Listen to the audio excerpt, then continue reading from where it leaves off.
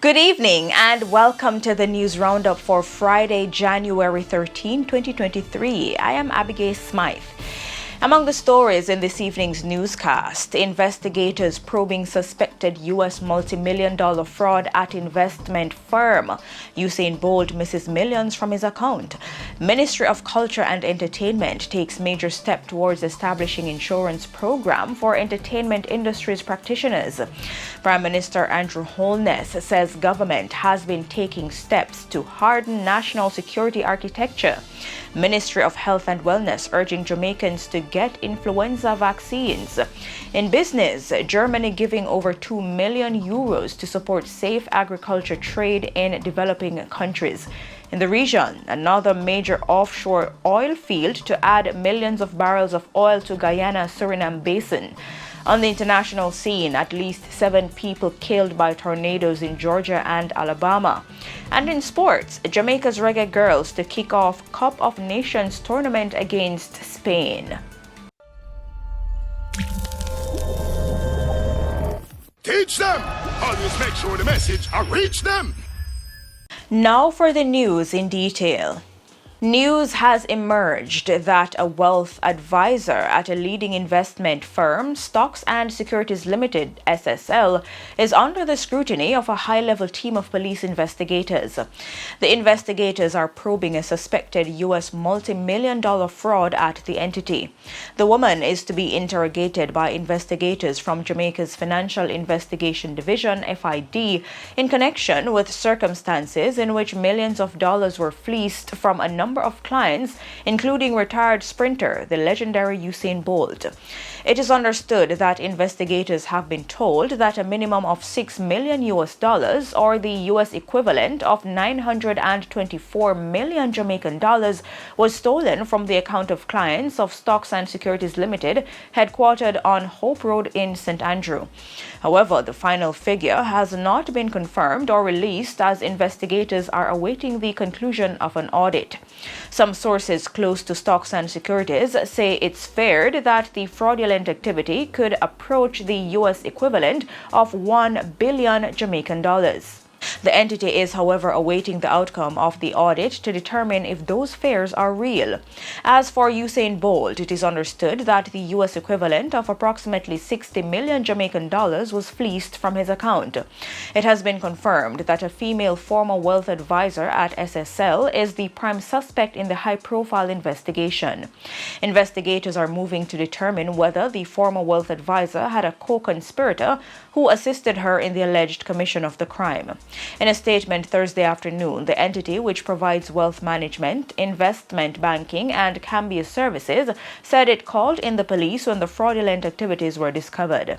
The management of SSL said it's cooperating with investigators and have put systems in place to manage and secure assets and investments. The entity says it's determined to ensure that the responsible parties face the full legal consequences of their actions. In the meantime, it is understood that SSL is now facing a major fallout from the breach as the country's Financial Services Commission, which regulates financial institutions, has frozen the business activities of Stocks and Securities Limited. The Ministry of Culture, Gender, Entertainment and Sport has taken a major step towards establishing an insurance program for entertainment, culture and creative industries practitioners. On Thursday, the ministry signed a contract with Actuaries ECLA Jamaica Limited, who will advise the ministry on how to establish the scheme and make it sustainable. The principal of ECLA Jamaica, Constance Hall, says her firm will recommend the insurance company to provide the service, the benefits that should be provided, and what to pay for the service. The firm will take 6 months to design the scheme and make their recommendations. Minister Grange says she wants the scheme to be similar to that of the program for sports personalities. Under the Jamaica Athletes Insurance Program, national athletes in various disciplines benefit from group health, group life, and personal accident coverage. She says there is a great need for an insurance scheme for entertainment, culture, and creative industries practitioners. She highlights the fact that during the past 2 years, at least 50 practitioners passed away, and in many instances, there were challenges in ensuring they got a proper send-off and burial. Minister Grange notes that she wants to get it done as it will be a part of her legacy.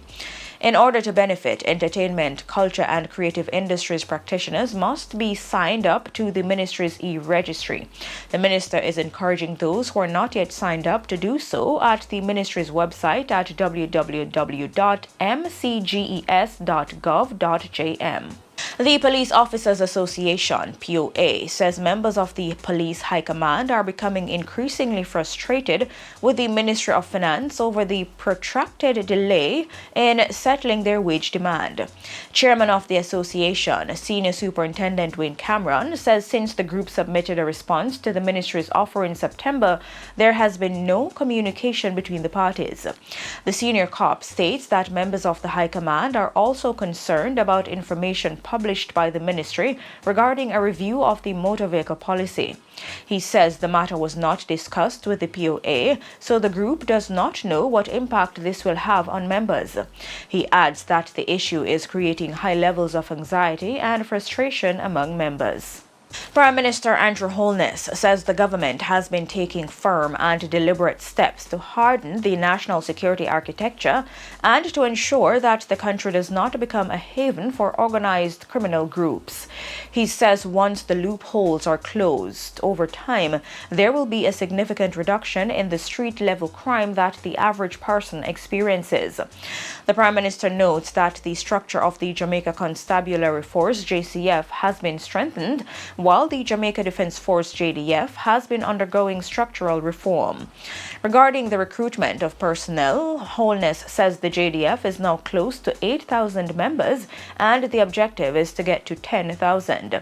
As it relates to the JCF, he notes that last year the force recruited more than 1,350 new policemen. Holness adds that the Jamaica Customs Agency and the Passport, Immigration and Citizenship Agency PICA are being modernized to assist crime fighting. He adds that Customs has been specifically tasked to tighten their operations, including ensuring that there is a high level of integrity of their own agents and officers. Additionally, he says that the Firearm Licensing Authority FLA has been strengthened so that legal weapons are properly regulated. The Prime Minister also notes that improvements of police stations under Project Rebuild, Overhaul and Construct, which aims to convert all stations into modern, citizen-friendly workspaces, providing personnel with a comfortable environment conducive to work. The Prime Minister also notes the improvements of police stations under Project Rebuild, Overhaul and Construct, which aims to convert all stations into modern, citizen-friendly workspaces, providing personnel with a comfortable environment conducive to work. He further mentioned the strengthening of the maritime space with investments in offshore and inshore patrol vessels and aircraft, including new helicopters to assist in emergency response. Research has shown that there are some 3,000 motorists who regularly receive multiple tickets for road traffic breaches. That's according to Minister of National Security Dr. Horace Chang. While he did not state the category of drivers who continue to flout the law, it is well known that operators of public passenger vehicles, both bus and taxi drivers, are among those who receive dozens and in some instances hundreds of traffic tickets which remain unpaid. During the last traffic ticket amnesty in 2017, a number of bus drivers posed for the cameras with their receipts after paying to settle hundreds of traffic tickets for significant sums.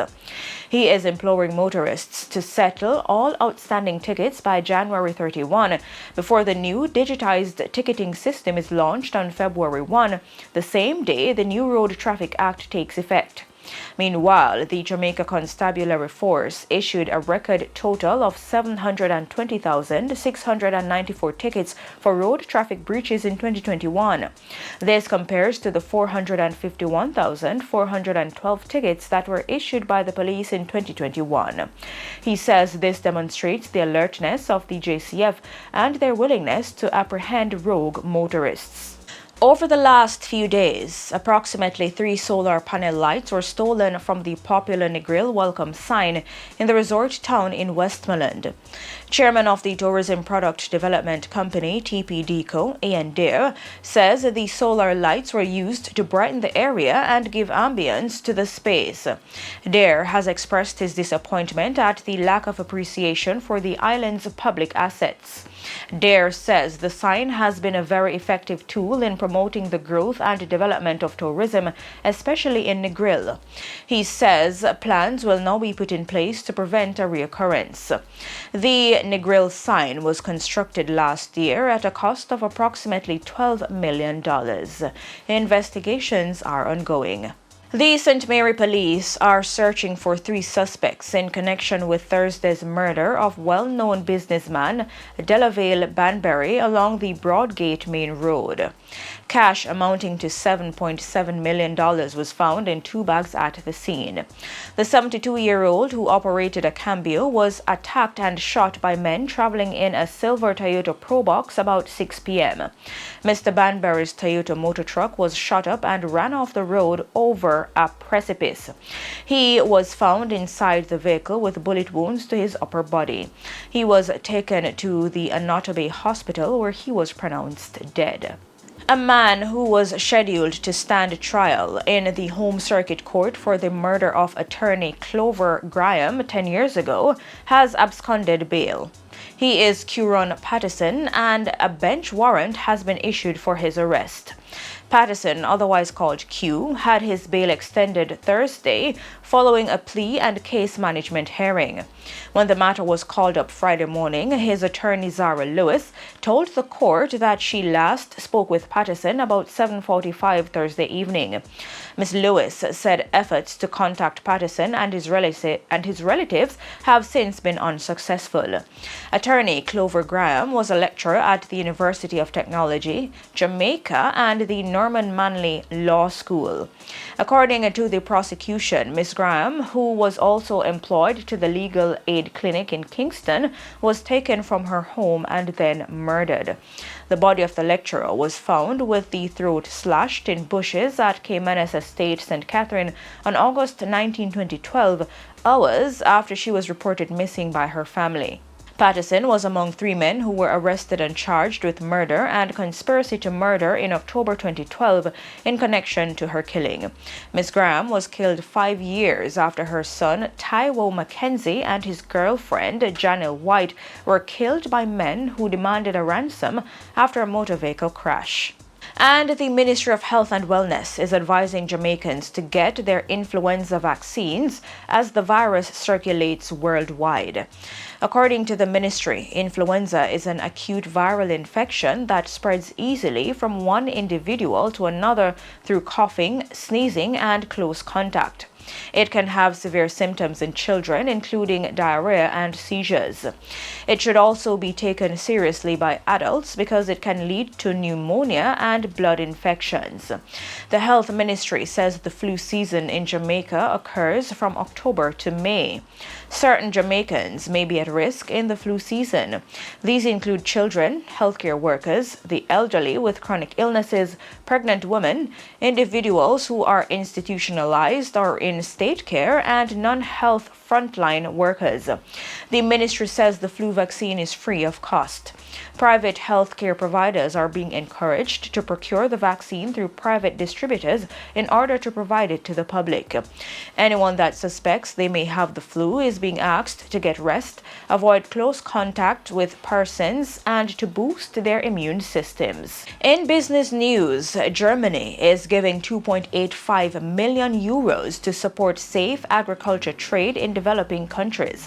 The World Trade Organization, WTO, says Germany's Federal Ministry of Economic Cooperation and Development is making the contribution to the Standards and Trade Development Facility. This will be done over a 4-year period running from 2022 to 2025. The WTO says the funds are to facilitate safe and inclusive agricultural trade in developing and least developed countries and to help them meet international food safety animal and plant health standards. Developing countries and least developed countries are encouraged to apply to the facility for project and project preparation grants.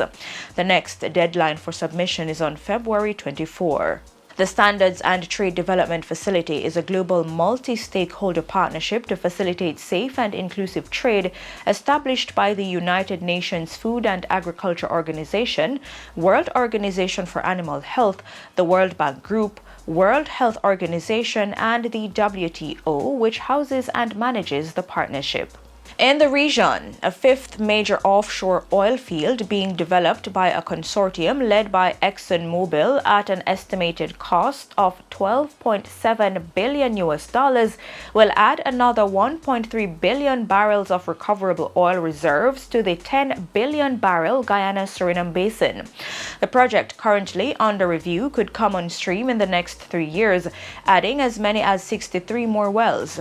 With 2 fields in production and 2 more approved, the consortium is the first among many multinational entities seeking to exploit the massive basin, which promises to transform 2 small South American nations into some of the world's largest fossil fuel producers. Guyana earned more than $1 billion last year from its portion of the production sharing agreement with the consortium, but that's well below industry norms.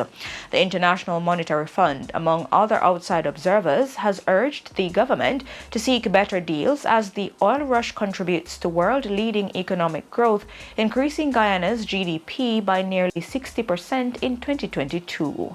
On the international scene, at least 7 people have been killed by tornadoes in Georgia and Alabama, and local officials expect the death toll to increase. In Georgia, local TV reported that a 5-year-old died after a tree fell on a car in Jackson. More than 35 tornadoes were reported by the National Weather Service across the southern U.S. on Thursday, putting more than 30 million people at risk. The storms have caused blackouts for thousands of people in 4 states. More than 147,000 residents in Alabama, Georgia, Tennessee, and the Carolinas were without power yesterday evening. Severe weather is forecast to continue overnight. The governors of Alabama and Georgia have each signed state of emergency declarations. On the opposite side of the country, California has been pummeled by a series of severe storms that have caused flooding, mudslides, and power outages. At least 18 people have died there due to the severe weather. After a brief on Thursday, officials in California say more storms are forecast to pick up Friday night and over the weekend. And finally, in sports news, Jamaica's Reggae Girls are scheduled to kick off the Cup of Nations tournament in Australia on February 16 against one of the top women's teams in the world of football, Spain. They are then set to play 2 other powerful teams, the Czech Republic and hosts Australia, respectively. The 6-match tournament will kick off at Central Coast Stadium in Gosford on Thursday, February 16. The highest-placed nation at the end of the 3-match days will be crowned the Cup of Nations champion. Jamaica Football Federation President Michael Ricketts says the tournament is excellent preparation for the team ahead of the FIFA Women's World Cup to be staged in mid-year. Jamaica are set to play in Group F at the World Cup alongside France, Brazil, and Group C playoff winner to be determined next month. And that's it for your news roundup for today and for this week. I am Abigail Smythe. See you next time.